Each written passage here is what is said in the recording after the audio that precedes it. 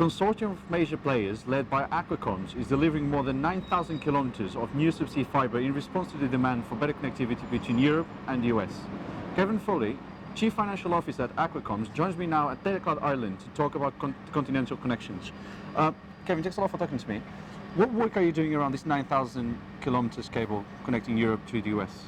Thanks, Joe. I suppose AquaComms is developing what we're calling the North Atlantic Loop, which is a ring-based system linking New Jersey and New York on the US eastern seaboard with Ireland and Denmark and the UK on the European side. So it's an extension and a complementary build on top of our existing network, the AEC1 cable, which goes from Mayo, Ireland across to New York.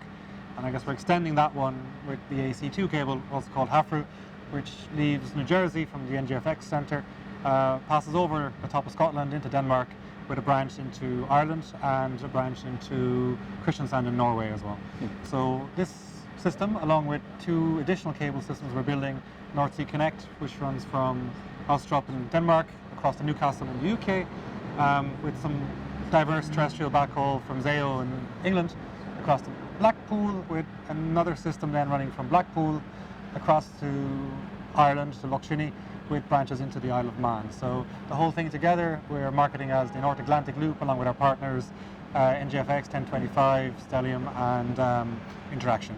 So a cable like this is going to require a lot of capex. What sort of money values are we talking about for this? Obviously considerable amounts of capital, somewhere between 2 and 300 million, ballpark numbers. Obviously we can't give you exact costings, no, yeah. but yes, they're certainly not cheap. Okay, and what sort of investors have you got? Is it a mix of Americans with Europeans?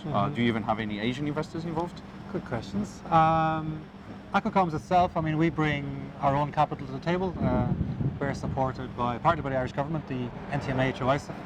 We've got some private capital as well, which has been around since the start and ultimately will remain in the business. Long-term infrastructure, committed kind of partners.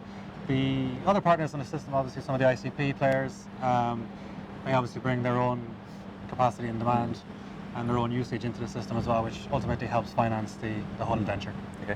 When you're deploying a cable like this across the ocean, what are the main challenges that you face? Because I'm sure you don't want to hit something down there that you shouldn't.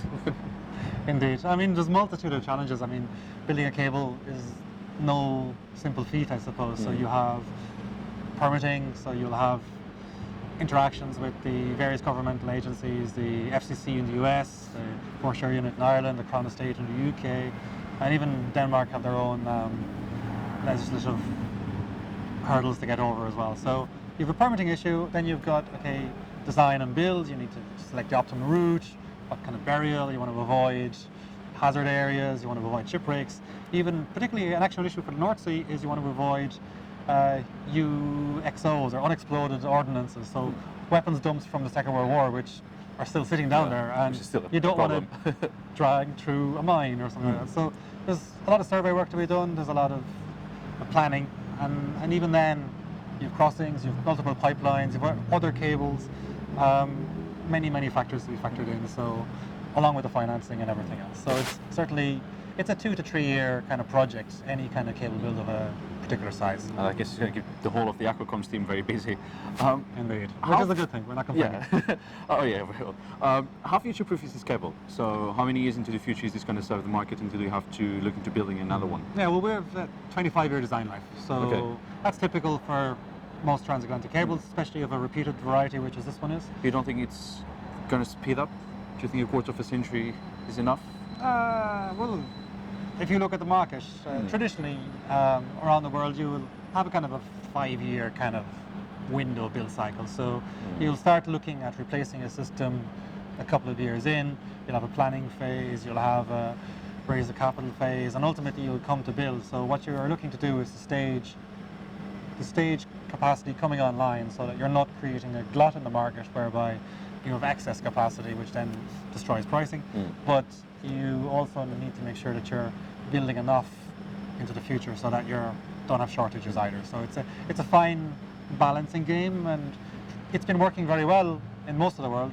Fortunately, the Atlantic, if you went back to a millennium, It didn't work very well. There was a huge oversupply, and ultimately the Atlantic suffered. Nothing else was built from 2002 until 2015, just because there was a massive oversupply at the very start. So we're a bit more intelligent, I hope, now in terms of how we plan these things and looking ahead into the future and looking at capacity demand. But it's an impossible number to guess, really, because if you look at the analysts, we want to be building 20 more systems. And well, we know that's. Yeah, but which that's one are you going to believe in? There's a physical restraint. Even if in every single cable factory in the world churning out cable non-stop, and you had all the vessels there laying them, you couldn't lay that many cables transatlantic in the next couple of years to meet that demand. So ultimately, we'll have to see how things pan out. But our projection is we should be sufficient with the existing cables plus the current projected builds on the Atlantic for the next 10-15 years anyway. Okay, and of course you're focused on these 9,000 kilometers.